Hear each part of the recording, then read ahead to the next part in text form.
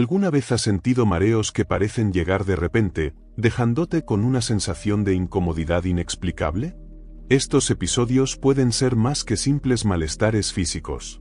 En Hebreos 12, 26-27 se menciona: una vez más haré temblar no solo la tierra, sino también el cielo. Este versículo nos recuerda que Dios tiene la capacidad de usar señales físicas para captar nuestra atención y hablarle a nuestra vida. Hoy, exploraremos cómo esos momentos inexplicables podrían ser una forma en la que Dios está tratando de comunicarse contigo, revelando advertencias, ofreciendo guía o un propósito espiritual. Te invitamos a reflexionar sobre cómo discernir estas señales desde una perspectiva bíblica y qué pasos podrías seguir para alinearte con la voluntad divina. ¿Estás listo para descubrir qué podría estar detrás de esos mareos y lo que Dios podría estar diciendo? A menudo, la vida nos presenta experiencias desconcertantes, como esos mareos que surgen sin previo aviso y nos dejan con una sensación de vulnerabilidad difícil de explicar. Pero, ¿y si esos momentos no fueran simplemente desequilibrios físicos? ¿Y si fueran una manera en la que Dios intenta captar nuestra atención? A lo largo de la Biblia, encontramos ejemplos claros de cómo Dios utiliza lo que percibimos como situaciones cotidianas para manifestar su presencia y hablar a nuestras vidas. ¿Cuántas veces hemos sido presionados con palabras similares? Si realmente fueras una buena persona, me ayudarías, o si de verdad fueras cristiano, harías esto por mí. La enseñanza de esta historia es clara: cuando alguien busca manipularnos en nombre del amor, debemos ser cautelosos. La manipulación no siempre es obvia, a veces viene disfrazada de una necesidad genuina. En Hechos 5, Ananías y Safira intentaron engañar a la comunidad de creyentes con una fachada de generosidad, ocultando sus verdaderas intenciones.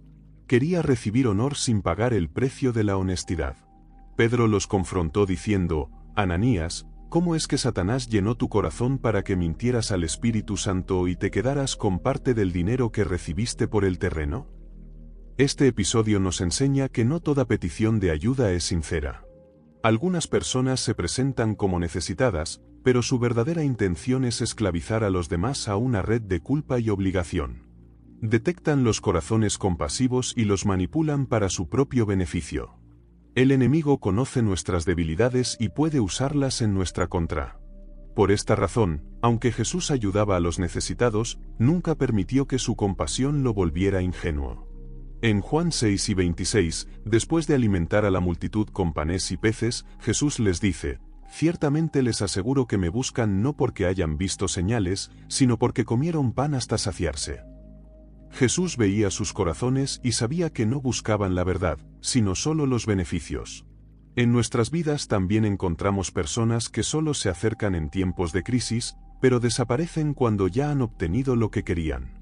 Se presentan como amigos, como familiares en apuros, como compañeros en dificultad, pero en realidad, su relación con nosotros es puramente transaccional. Dios nos llama a ayudar, pero también nos advierte sobre ser sabios al hacerlo.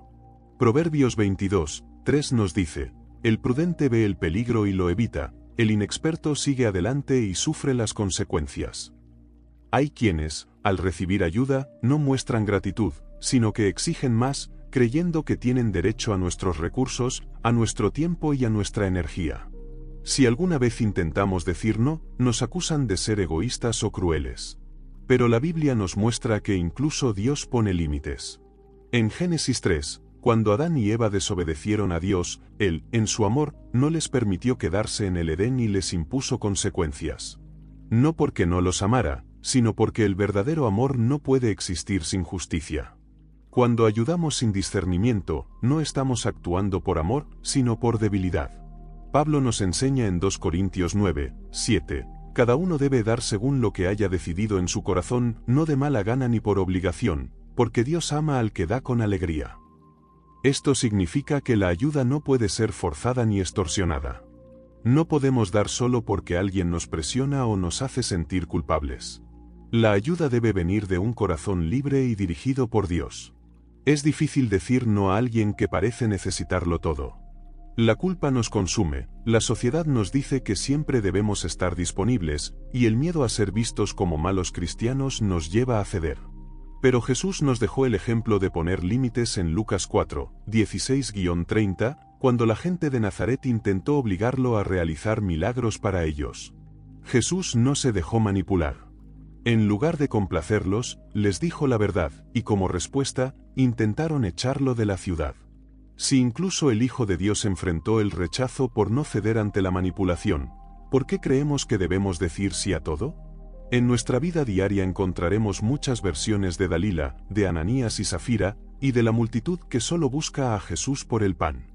Nos pedirán ayuda con palabras dulces, con lágrimas en los ojos, con promesas de que esta será la última vez que nos necesitarán. Pero la Biblia nos enseña que debemos ser sabios. Ayudar a los demás no significa permitir que nos usen. El verdadero amor no consiste en permitir el abuso, sino en actuar con justicia. En Proverbios 7 y 19 se nos advierte, el de gran ira llevará la pena, y si lo libras, tendrás que volverlo a hacer. Esto nos muestra que, al rescatar a alguien sin que haya un verdadero cambio, lo único que hacemos es perpetuar su problema. Dios nos llama a ayudar, pero también nos da sabiduría para discernir cuando nuestra ayuda está sanando realmente y cuando solo está alimentando una conducta destructiva. Cuando nos enfrentemos a una situación en la que alguien pide ayuda, debemos hacer una pausa y orar, preguntando a Dios si esta es una oportunidad para bendecir o si es una trampa disfrazada de necesidad. Recordemos que la Biblia no nos llama a ser ingenuos, sino a ser astutos como serpientes y sencillos como palomas, según Mateo 10 y 16. La bondad sin discernimiento no es virtud, sino imprudencia. En cada acto de generosidad, debemos recordar que nuestra mayor responsabilidad es ser buenos administradores de lo que Dios nos ha dado. No es nuestra tarea salvar a todos ni resolver los problemas de aquellos que no quieren cambiar. Nuestra verdadera misión es reflejar la sabiduría y el amor de Dios en cada decisión que tomamos, incluso en saber cuándo decir no. El necio rechaza la corrección y responde con desdén, lo que refleja una verdad profunda que se repite a lo largo de la historia. La historia de Faraón, narrada en el libro de Éxodo, es un claro ejemplo de cómo una persona puede resistirse al llamado divino a pesar de los signos y prodigios enviados para abrir sus ojos. Moisés fue enviado para liberar al pueblo de Israel, realizando señales extraordinarias, pero Faraón, cegado por su terquedad, se negó una y otra vez a escuchar la voz de Dios. A pesar de que las plagas devastaban su nación, endureció su corazón, sin ceder ante la oportunidad de cambiar. En Éxodo 8 y 15, se menciona que cuando Faraón vio que había alivio, endureció su corazón y no los escuchó, tal como el Señor lo había dicho. Este es un ejemplo claro de cómo alguien, incluso ante la oportunidad de arrepentirse, puede persistir en su necedad, eligiendo la destrucción en lugar de la humildad y el cambio. El apóstol Pablo también advierte sobre estas personas en Tito 3, 10-11, donde dice que al que cause divisiones, amonéstalo una y otra vez y después de eso, deséchalo. Sabes que tal persona se ha pervertido y vive en pecado, condenándose a sí misma. No hay razón para seguir insistiendo en corregir a alguien que ya ha decidido rechazar la verdad. A veces, lo más sabio es apartarse y dejar que las consecuencias de sus acciones sean la enseñanza más poderosa. En Jeremías 7 y 16, Dios le ordena al profeta que deje de interceder por el pueblo de Israel, ya que sus corazones estaban completamente alejados de él. Esta advertencia es severa y nos recuerda que hay quienes toman decisiones tan firmes de rechazar a Dios, que ni siquiera la intercesión puede cambiar su destino. El propio Jesús también mostró que no todos están dispuestos a recibir la verdad. En Juan 6, después de enseñar sobre el pan de vida, muchos de sus discípulos dijeron, «Dura es esta palabra, ¿quién puede escucharla?». Juan 6 y 60. En lugar de suavizar su mensaje para hacer que lo aceptaran, Jesús dejó que se marcharan. En Juan 6, 66 se dice, «Desde entonces, muchos de sus discípulos se volvieron atrás y ya no andaban con él». Jesús sabía que no se puede forzar a nadie a recibir la verdad si ya ha decidido rechazarla. El hecho de que muchos lo abandonaran no cambió su postura, pues él comprendía que la verdad, cuando es rechazada de manera consciente, no puede ser forzada. La sabiduría que se nos da en Proverbios es clara: debemos alejarnos de los necios, de aquellos que no buscan la sabiduría y desprecian la corrección. En Proverbios 26, 11, se nos advierte que, como perro que vuelve a su vómito, así es el necio que repite su necedad. Ayudar a alguien que se niega a cambiar es como ofrecerle consejo a quien ya ha decidido no escucharlo. En Mateo 10, cuando Jesús envió a sus discípulos a predicar, les dio una instrucción específica: si alguien no os recibe ni escucha vuestras palabras, al salir de esa casa o ciudad, sacudid el polvo de vuestros pies. Mateo 10 y 14. Este gesto no solo era simbólico, sino un recordatorio de que no todos están listos para recibir la verdad, y no es nuestra tarea insistir donde el mensaje es rechazado. El rey Acab es otro ejemplo de alguien que rechazó la corrección hasta el final. Dios le envió a profetas para advertirle sobre su pecado, pero él eligió escuchar a falsos consejeros que solo le decían lo que quería oír. Cuando el profeta Micaías le dio la advertencia final, diciendo que su decisión lo llevaría a la muerte, Acab lo ignoró y continuó con sus planes. En 1 Reyes 22, 8, Acab dijo: aún hay un hombre por quien podemos consultar al Señor, pero yo lo aborrezco, porque nunca me profetiza bien, sino siempre el mal. No quería escuchar la verdad, solo quería confirmación de sus propios deseos, y al final, su rebeldía le costó la vida. Pablo también nos advierte en Romanos 1 y 28 que aquellos que persistentemente rechazan la verdad terminan siendo entregados a una mente reprobada. Como no quisieron tener en cuenta a Dios, Él los entregó a una mente depravada para hacer lo que no conviene. Este es el destino de aquellos que insisten en su necedad. Llegará un momento en el que Dios los dejará seguir su camino, y no habrá nada más que podamos hacer por ellos. No todos están dispuestos a recibir ayuda, no todos valoran la corrección, no todos quieren cambiar. La Biblia nos muestra que insistir en ayudar a alguien que ha decidido rechazar la verdad es peligroso. Proverbios 1 y 20 nos advierte: el que anda con sabios, sabio será, mas el que se junta con necios, sufrirá el daño. La compañía de los necios no solo es inútil, sino que puede conducirnos a la ruina. Jesús nos enseñó a amar, pero también a discernir. En Mateo 7, 15-16, nos advirtió sobre los falsos profetas: cuidaos de los falsos profetas, que vienen a vosotros disfrazados de ovejas, pero por dentro son lobos rapaces. Por sus frutos los conoceréis. No se trata de juzgar superficialmente, sino de evaluar si una persona realmente está dispuesta a recibir ayuda o si solo está arrastrando lo que ha sembrado. En Gálatas 6, 7 se dice: no os engañéis, de Dios nadie se burla, cada uno cosecha lo que siembra. Cuando alguien ha elegido el camino del necio, no es nuestra responsabilidad evitarles las consecuencias. La verdadera sabiduría consiste en saber cuándo hablar y cuándo callar, cuándo corregir y cuándo apartarse.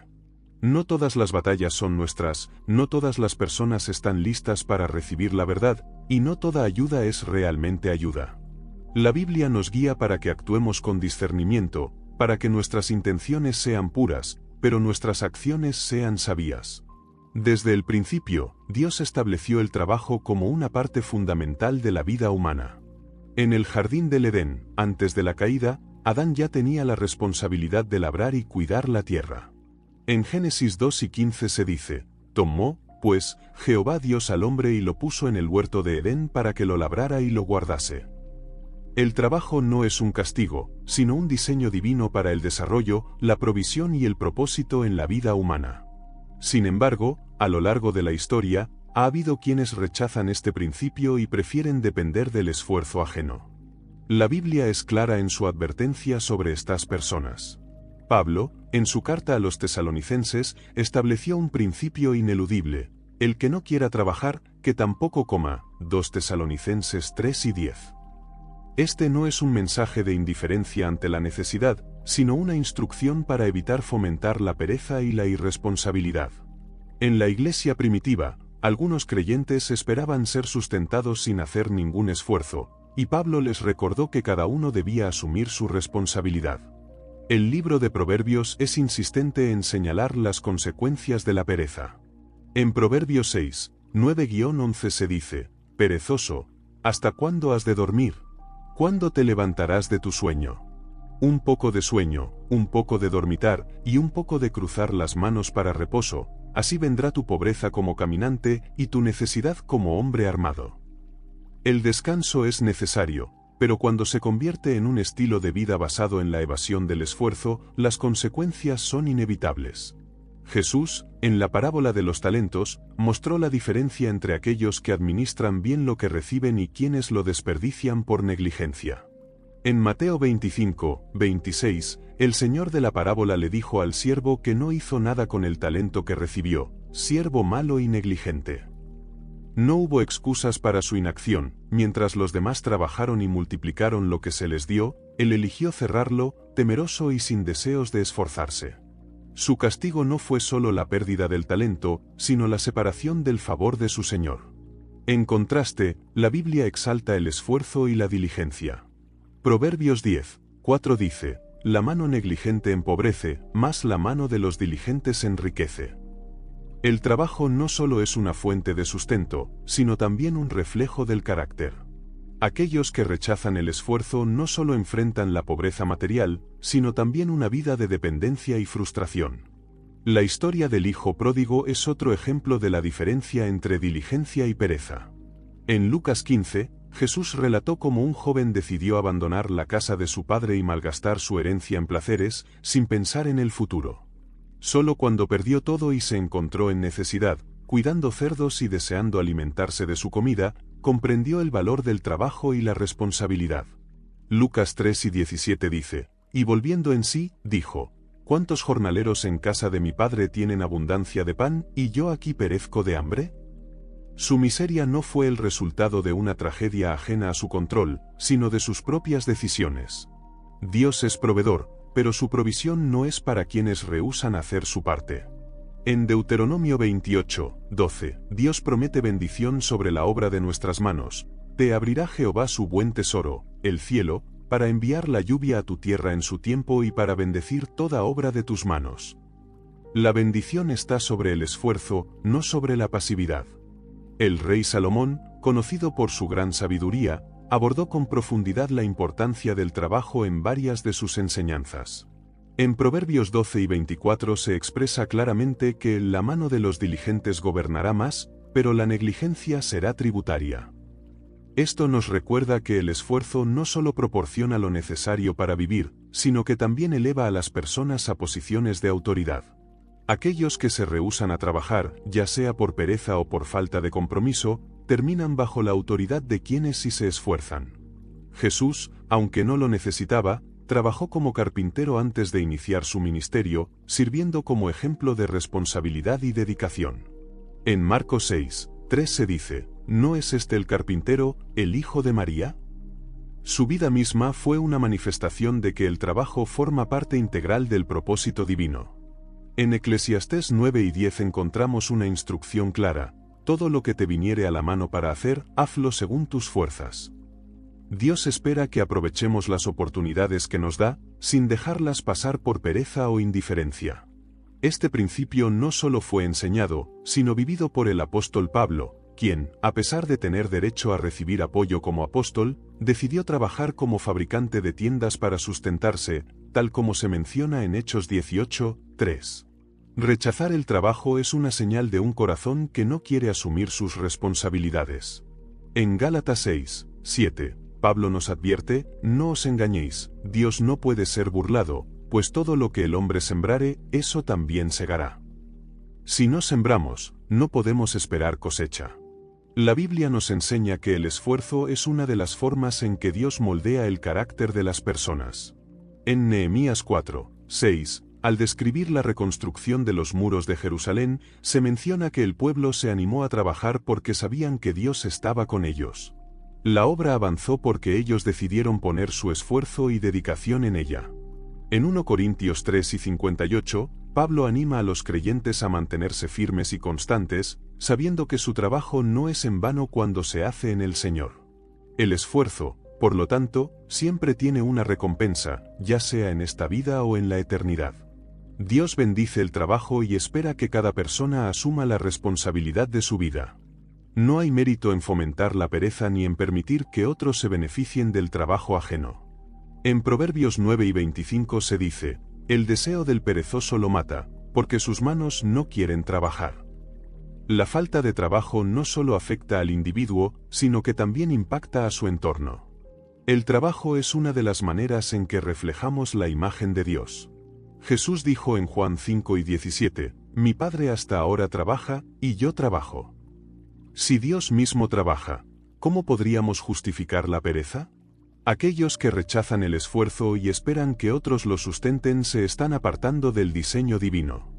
1 Timoteo 5:8 es claro, porque si alguno no provee para los suyos, y mayormente para los de su casa, ha negado la fe y es peor que un incrédulo. La pereza no es simplemente una falta de disciplina, sino una elección que trae consecuencias.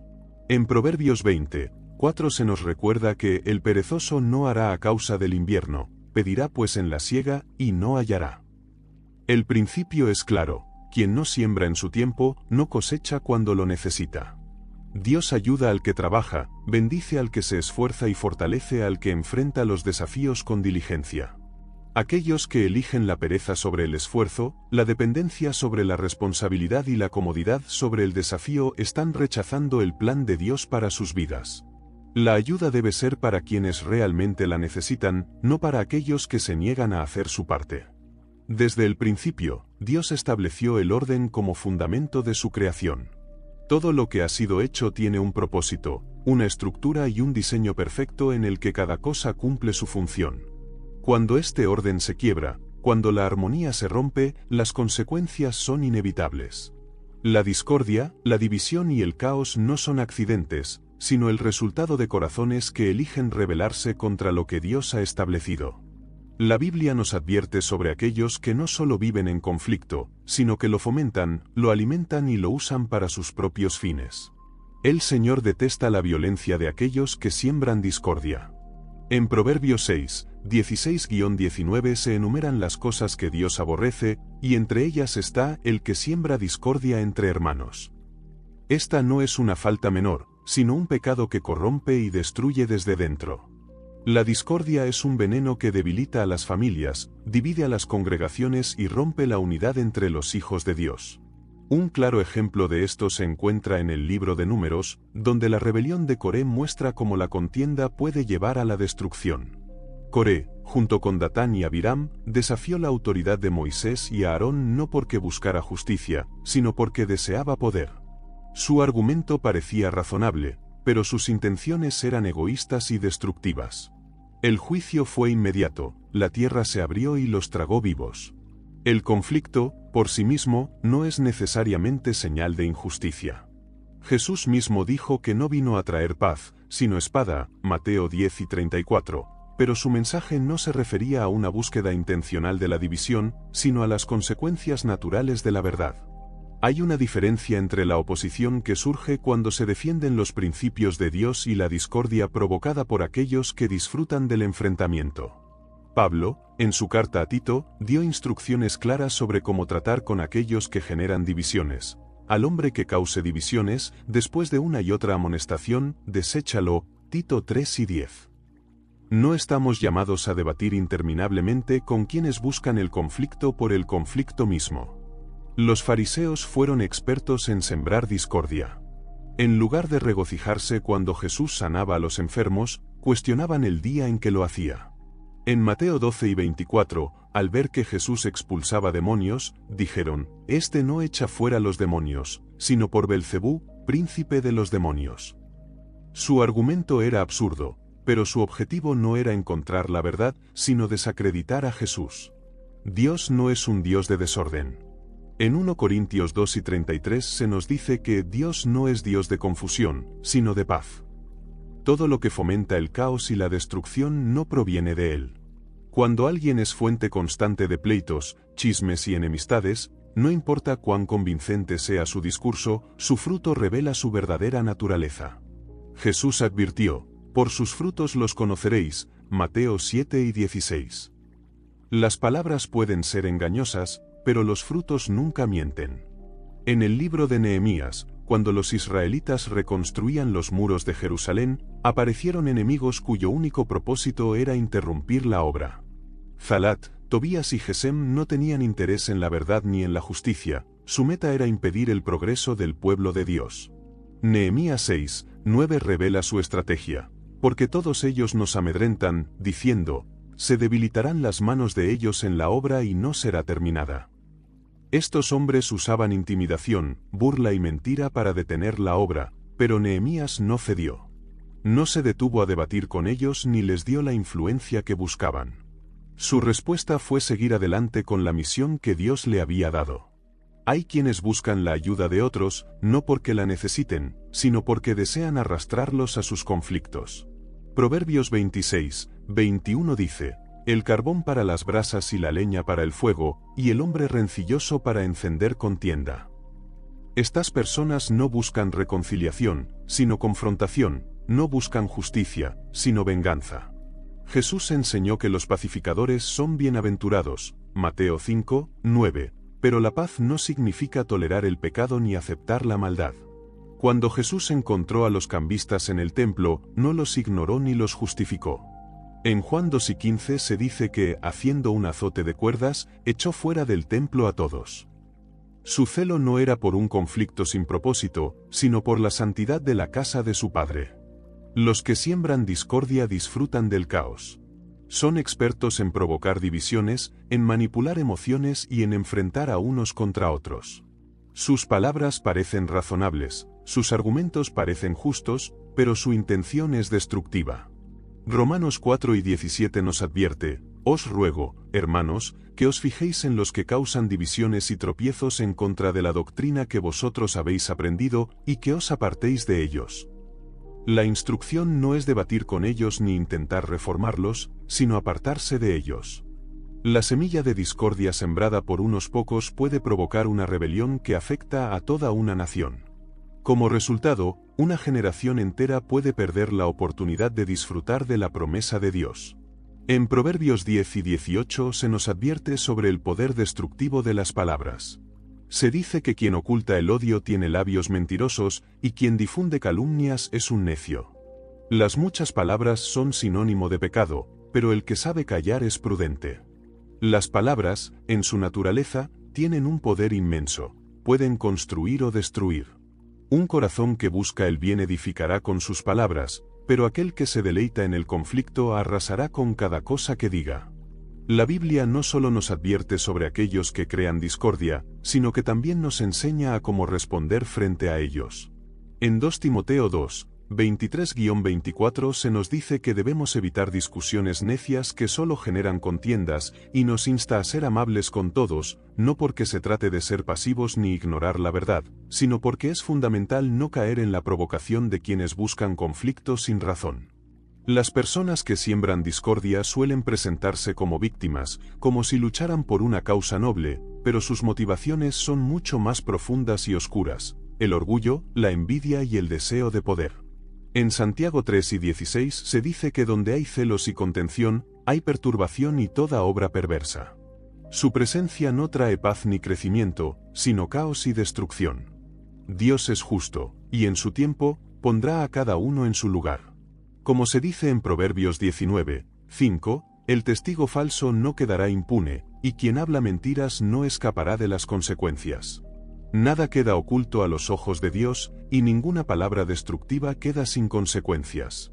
La ayuda no debe brindarse a aquellos que usan la vida de otros como campo de batalla para sus propios intereses. La Biblia nos llama a no respaldar a quienes hacen de la contienda su estilo de vida. Nos llama a buscar la paz, a edificar y a discernir. Donde está Dios, hay orden, verdad y justicia, y en su justicia no hay lugar para la contienda sin propósito. Desde tiempos antiguos, las Escrituras han dejado claro que hay una clara distinción entre aquellos que buscan a Dios y aquellos que lo rechazan.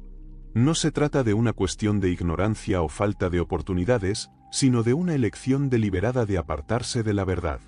Dios extiende su misericordia a todos, pero no obliga a nadie a recibirla. Hay quienes han decidido endurecer su corazón, rechazar la instrucción y burlarse de la santidad. La Biblia advierte sobre el peligro de asociarse con tales personas, no solo por su falta de compasión, sino porque su influencia puede desviarnos del camino de la rectitud. En el Salmo 1:1, se dice que bienaventurado es el hombre que no sigue el consejo de los impíos, ni anda en el camino de los pecadores, ni se sienta en la silla de los escarnecedores. No solo se trata de evitar sus acciones, sino de no compartir sus caminos ni permitir que sus palabras nos influencien. La comunión con los malvados corrompe, desgasta y debilita la fe. La historia de Israel está llena de ejemplos que demuestran cómo la cercanía con aquellos que rechazan a Dios llevó al pueblo a la idolatría y eventualmente a la destrucción. En los tiempos de Elías, Acab y Jezabel gobernaron Israel, despreciando abiertamente la ley de Dios. No solo promovieron la adoración a Baal, sino que persiguieron a los profetas del Señor y corrompieron al pueblo con prácticas abominables. En 1 Reyes 9 y 25 se nos dice que nadie fue tan malo como Acab, quien se vendió para hacer lo malo ante los ojos de Jehová, influenciado por su esposa Jezabel. No solo se apartaron de la verdad, sino que arrastraron a muchos consigo. A pesar de que Dios envió advertencias y llamó al pueblo al arrepentimiento, la influencia de los malvados fue más fuerte para aquellos que no guardaron su corazón. El apóstol Pablo también advierte sobre este peligro en 2 Corintios 6 y 14, cuando nos dice que no debemos unirnos en yugo desigual con los incrédulos. ¿Qué tiene que ver la justicia con la injusticia? ¿Y qué comunión tiene la luz con las tinieblas? Esta no es una prohibición arbitraria, sino una advertencia sobre la incompatibilidad entre la verdad y la mentira, entre la pureza y la corrupción. Relacionarnos con aquellos que rechazan a Dios no puede ser una relación neutra. Tarde o temprano, uno influirá sobre el otro. En el libro de Nehemías, cuando el pueblo regresó del exilio para reconstruir Jerusalén, algunos líderes intentaron formar alianzas con naciones vecinas que no temían a Dios. Nehemías fue tajante en su respuesta y recordó lo que ocurrió con Salomón, quien, a pesar de ser amado por Dios, pecó al ceder a la influencia de mujeres extranjeras y desobedecer a Dios. La relación con quienes rechazan la verdad no es algo trivial. Incluso el hombre más sabio de